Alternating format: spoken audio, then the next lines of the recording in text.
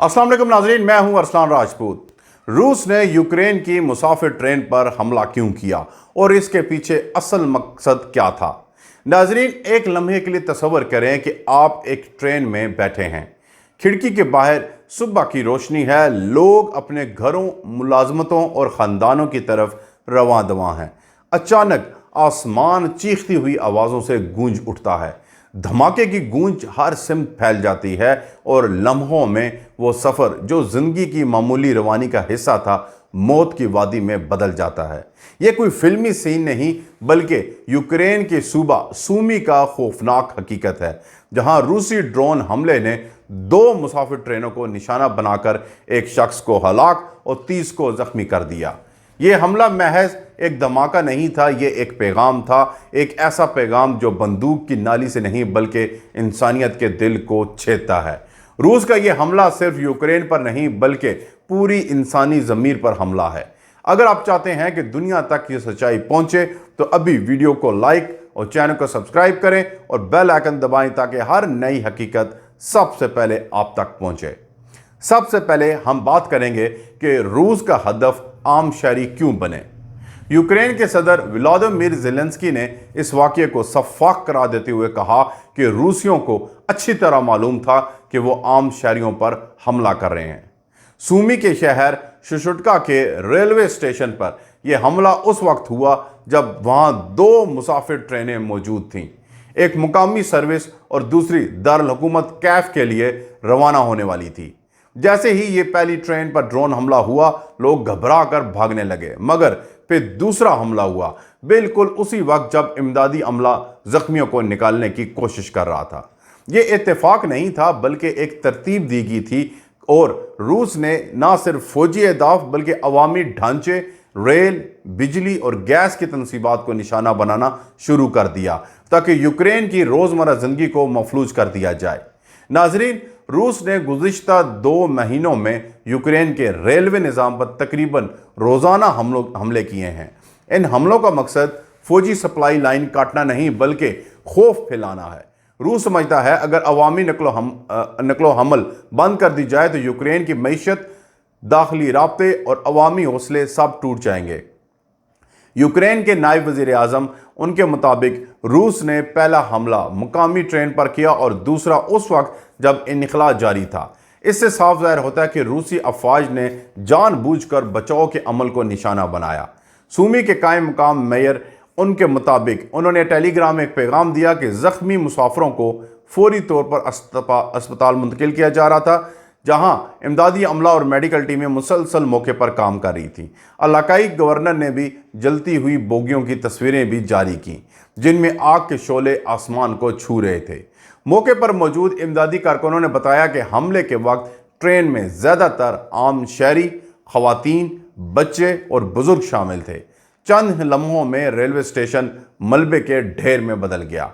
अब क्या ये हमला यूक्रेन के बिजली और तवानाई निज़ाम पर हमलों से जुड़ा है? यह हमला उस वक्त हुआ जब रूस ने एक दिन पहले यूक्रेन के मुख्तलिफ इलाकों पर बड़े पैमाने पर फ़िज़ाई हमले किए थे, जिनमें बिजली और गैस के ढांचे को निशाना बनाया गया। यूक्रेन की वज़ारत तवानाई के मुताबिक इन हमलों से शुमाली इलाके में 50,000 से ज़ायद घर बिजली से महरूम हो गए। वज़ारत ने कहा कि हमारी टीमें दिन रात काम कर रही हैं ताकि निज़ाम को जल्द अज जल्द बहाल किया जा सके। रूस का मकसद बिल्कुल वाज़ेह है, मौसम सरमा की आमद से कबल यूक्रेन की तवानाई निज़ाम को तबाह करके अवाम को अंधेरे में धकेल देना। यूक्रेन की अफवाज ने उसी दिन रूस के शमाल मगरबी इलाके वहाँ एक बड़ी ऑयल रिफाइनरी पर ड्रोन हमले का दावा किया। कैफ हुकूमत ने कहा कि यह इंसाफ का बदला है, रूस रोज़ाना हमारे शहरियों पर हमला करता है और हम अब खामोश नहीं बैठ सकते। यूक्रेन का कहना है कि उसके तवील फासले तक मार करने वाले ड्रोन अब रूसी तवानाई ढांचों को निशाना बनाएंगे ताकि मॉस्को को उसके अपने हथियारों का जायका चखाया जा सके। रूस का यह तर्ज अमल है कि बैनुल-अक़वामी सतह पर वाज़ेह पैगाम देता है कि वह सफारती दबाव को खातिर में नहीं ला रहा। रूसी क़यादत समझती है कि यूक्रेन की बुनियादी तनसीबात पर हमला मगरबी हमायत याफ्ता रियासत को कमज़ोर कर देंगे, मगर उसका एक दूसरा पहलू यह है कि ये हमले रूस के खिलाफ عالمی غم و غصہ بڑھا رہے ہیں۔ زیلنسکی کا کہنا ہے کہ یہ حملے روس کو تنہا کر رہے ہیں اور جلد وہ ہر بین الاقوامی پلیٹ فارم پر جواب دہ ہوگا۔ مغربی ممالک خصوصاً یورپی یونین اب یوکرین کے ریلوے نیٹ ورک کی مرمت اور سیکیورٹی کے لیے نئی امداد کی تیاری کر رہی ہے۔ ان تمام حالات میں کیا روسی حملے مزید خطرناک ہوتے جا رہے ہیں؟ ناظرین، یوکرین کے ریلوے آپریٹر الیگزینڈر نے کہا کہ یہ ایک بزدلانہ حملہ ہے جس کا مقصد ہماری فرنٹ لائن کمیونٹی سے رابطہ ختم کرنا ہے۔ ان کے مطابق روسی ڈرون اب پہلے سے کہیں زیادہ درستگی سے نشانہ لگا رہے ہیں، جو ظاہر کرتا ہے کہ ماسکو اپنی ٹیکنالوجی کو مزید ترقی دے رہا ہے۔ پچھلے 2 مہینوں میں روس نے یوکرین کے railway network, power grids اور ایندھن کے ذخائر پر بڑھتے ہوئے حملے کیے، جو ایک بڑے جارحانہ منصوبے کا حصہ لگتے ہیں۔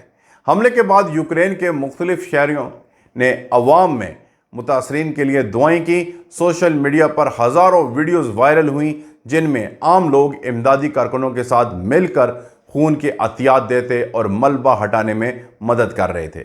یہ ایک المیہ ضرور ہے، لیکن اس نے یوکرینی قوم کے حوصلے کو مزید مضبوط کیا۔ زیلنسکی نے اپنے خطاب میں کہا کہ ہم ہر حملے کے بعد پہلے سے زیادہ متحد ہو جاتے ہیں۔ روس اب ایک نفسیاتی جنگ لڑ رہا ہے۔ اندرونی سطح پر معاشی دباؤ، ہتھیاروں کی قلت اور بڑھتے ہوئے فوجی نقصان نے ماسکو کو ایک ایسے راستے پر ڈال دیا جہاں عام شہریوں پر حملے اس کی سیاسی بے بسی کا اظہار ہیں۔ روسی حکومت چاہتی ہے کہ یوکرین کی عوام خوفزدہ ہو جائیں، مگر تاریخ گواہ ہے کہ خوف نے کبھی کسی قوم کو شکست نہیں دی بلکہ بیدار کیا ہے۔ اب اس حملے کے بعد بین الاقوامی برادری کا رد عمل کیا ہے؟ اقوام متحدہ، یورپی یونین اور امریکہ نے اس حملے کی شدید مذمت کی۔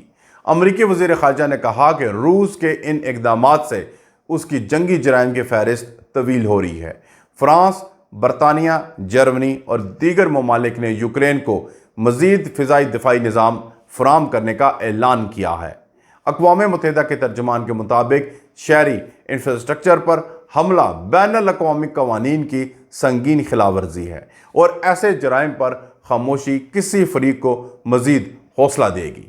اب کیا یوکرین کی ریلوے نظام پر حملے کا مقصد سفری خوف پیدا کرنا ہے؟ تو یقیناً روس جانتا ہے کہ یوکرین کے ریلوے نیٹ ورکس کے بغیر فوجی نقل و حرکت، شہری انخلاء اور امدادی سامان کی ترسیل ناممکن ہو جائے گی۔ اس لیے ٹرینوں پر حملے دراصل ایک نفسیاتی وار ہیں تاکہ لوگ سفر کرنے سے ڈریں، شہریوں کے درمیان رابطہ ٹوٹے اور ملک میں خوف کا ماحول پیدا ہو۔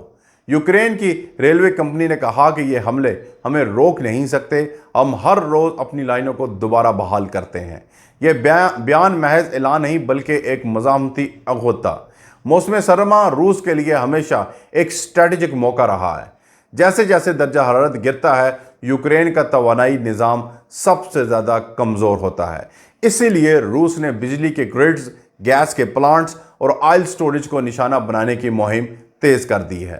روس چاہتا ہے کہ یوکرینی عوام کو سردی، اندھیرے اور مایوسی میں دھکیل کر ان کے حوصلے توڑ دے، مگر گزشتہ 3 برسوں کے دوران یوکرینی عوام نے ہر بار دکھایا کہ وہ جھکنے والے نہیں۔ ممکن ہے دنیا بھر میں روس کے خلاف عوامی دباؤ بڑھ رہا ہے، حتیٰ کہ چین اور بھارت جیسے ممالک جو کبھی ماسکو کے قریب سمجھے جاتے تھے اب محتاط بیان دینا شروع ہو چکے ہیں۔ یہ حملے روس کی عالمی ساکھ کو نقصان پہنچا رہے ہیں۔ یوکرین کے اتحادی اب زیادہ متحد نظر آ رہے ہیں اور نئی پابندیوں زیر غور ہیں۔ ناظرین، روس کے حالیہ اقدامات نے امن کے ہر امکان کو مزید کم کر دیا۔ یوکرین کے صدر زیلنسکی اب کہتے ہیں کہ جب تک روس شہریوں پر حملے بند نہیں کرتا، مذاکرات نہیں ہو سکتے۔ یہ وہ مقام ہے جہاں جنگ سفارتکاری پر غالب آ چکی ہے۔ دنیا دیکھ رہی ہے کہ دونوں ممالک اب ایسی جنگی نفسیات میں داخل ہو گئے ہیں جہاں پیچھے ہٹنا کمزوری سمجھا جائے گا۔ 4تھا سال شروع ہو چکا ہے مگر اختتام کہیں نظر نہیں آتا۔